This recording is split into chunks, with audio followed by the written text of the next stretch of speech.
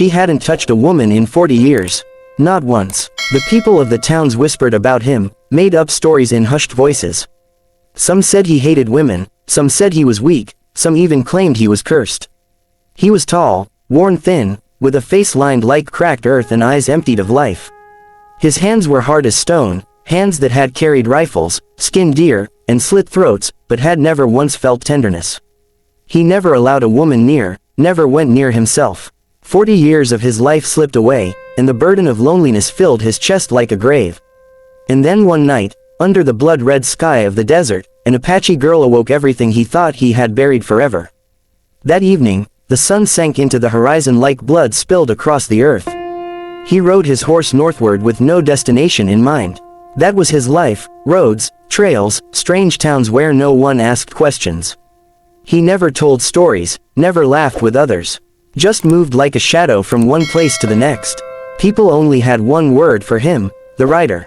A man without a past, and by all signs, without a future. But that day, he saw smoke rising at the edge of the horizon. Smoke always meant danger, especially in Apache country. His instincts told him to steer clear. But hunger, and something else, an emptiness gnawing at his chest, pushed him closer. When he reached a ridge, he saw below a small camp burned to ashes. Huts torn apart, arrows broken, blood dried black into the dirt. Then he heard it, a sound he hadn't heard in 40 years. A cry, faint, broken, but alive. He followed it. At the edge of the wreckage, he found her. A girl, no older than 20, though her eyes carried centuries. Apache, her face dusted with dirt, her wrist bound by rawhide half cut through. She looked at him like a wounded animal looks at a trap, fierce, wild, ready to strike with her last breath. "Go," she hissed, her voice ragged. "They'll come back. They'll kill you too." He should have left. That was all he had done his whole life, step back at the sight of trouble. But this time, for the first time in 40 years, he didn't. His hands moved. The same hands that had known only steel and blood, now moved to untie her. They steadied her when her knees gave way. And for the first time, his rough skin touched another's. Warm, fragile, alive. It startled him worse than a bullet grazing his ear. That night, they camped under the shelter of a rock bluff.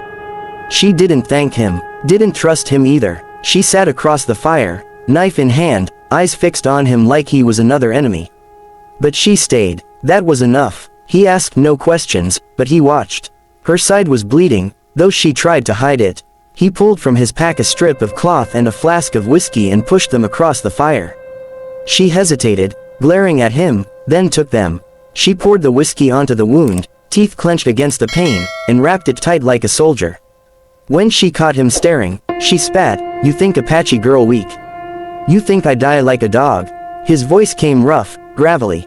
"I don't think anything." The fire snapped between them. She studied him, smoke curling in her eyes. Finally, she asked, "Then why help me?" He didn't answer. He couldn't. He didn't know himself. The days that followed were strange. He should have left her by dawn. But he didn't. He rode beside her, without knowing why. She moved with purpose, always alert. Sometimes she vanished at night and returned with rabbits or cactus fruit, and she shared them silently. She was survival carved into flesh. And slowly, without trying, she was teaching him things he'd never known. How to find water where the desert looked bone dry, how to read tracks like words on a page, how to listen to silence until it told you what lay hidden. But she was teaching him something else too, without meaning to. At night, when she slept, he would lie awake staring at her face in the firelight, the rise and fall of her breath. He had never let himself feel the weight of another person's nearness. He had never allowed himself to imagine belonging, even for one night. For 40 years, he'd shut all of it out. But now, every glance, every brush of her arm against his on the trail, cut through him like a blade. On the 5th night, the storm came. Black clouds roared out of the mountains, lightning tore the sky, and the desert turned into a flood of mud. They found shelter in a cave, water dripping from the stone. He struggled to light a fire with shaking hands.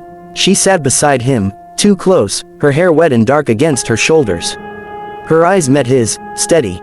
"You afraid of me?" she asked. He swallowed. "No." "Then why you never touch?" The words cut him to his core. Because she was right. He had kept distance, even when his body ached to close it. For 40 years he had carried something he couldn't name, a chain bound tight around his soul. His voice broke when he said it. I ain't touched no woman in my whole life. Her lips parted. For the first time, her face softened. 40 years, she whispered. He nodded. Outside, thunder cracked like the world splitting apart. She reached out slowly, like taming a wild animal. Her hand touched his jaw, rough with stubble. He froze. The warmth of her fingers seared him to his bones. Then learn, she said. Learn now. And in that cave, while the storm raged, she taught him what it meant to be human again. Her hands guided his, patient, unafraid. She showed him that touch wasn't death, wasn't weakness, it was life. Every kiss, every shiver, every gasp was a lesson in what he thought he had lost before he'd ever lived. But the desert doesn't let men dream long. By dawn, riders came. The ones who had burned her camp, who had slaughtered her people. White men, soldiers turned raiders, drunk on greed. She woke first, hearing them, knife in hand. He followed, rifle ready, still trembling with the memory of her skin. They ambushed them in the ravine. She was swift, merciless, a shadow among rocks. He fired steady, dropping two before they drew.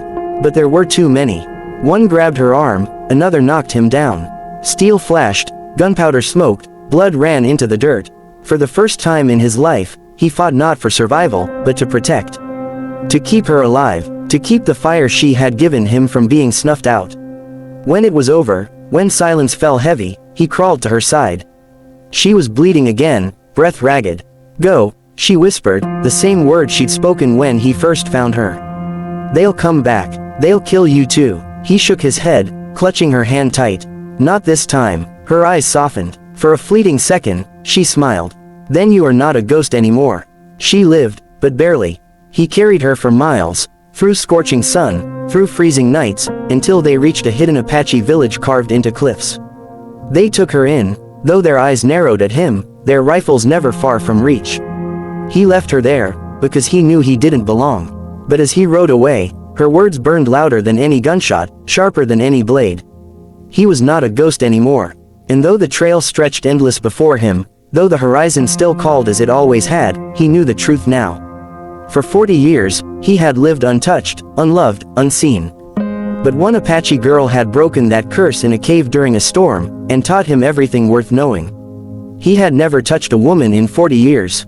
Now every mile he rode carried the memory of her touch, a memory that haunted him sweeter than any whiskey, any song, any dream.